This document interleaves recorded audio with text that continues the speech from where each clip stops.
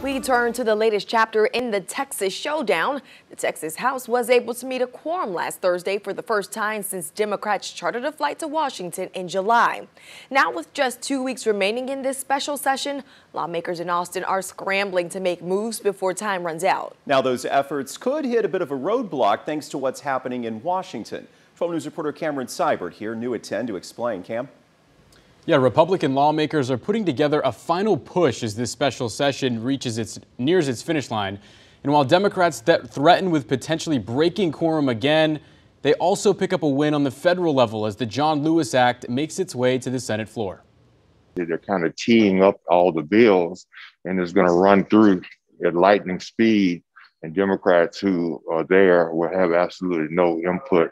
You'll recognize them all.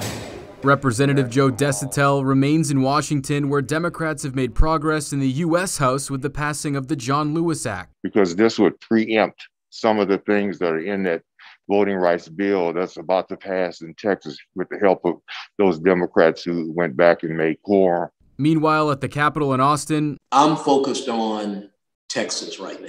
Representative James White says he is trusting the Constitution. Any U.S. voting law that undermines the constitutional role of the state legislatures, that's going to be struck down unconstitutional anyway, right? Lawmakers there have been hearing public testimony and meeting with committees. I think it's been constructive. I think it's been cordial, all right?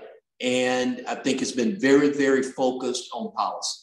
White says that while the Texas government may be under Republican control, Democrats still have a role to play. Democrats will be bringing amendments to legislation. Those amendments will be debated and considered. And I assume that some of them will be added to some of these bills. Joe Desitel has a different view on what his fellow Democratic colleagues could be doing. They certainly could have by remaining outside the House chamber, but for some reason, some of them chose to go back, and which was going to result in these bills passing.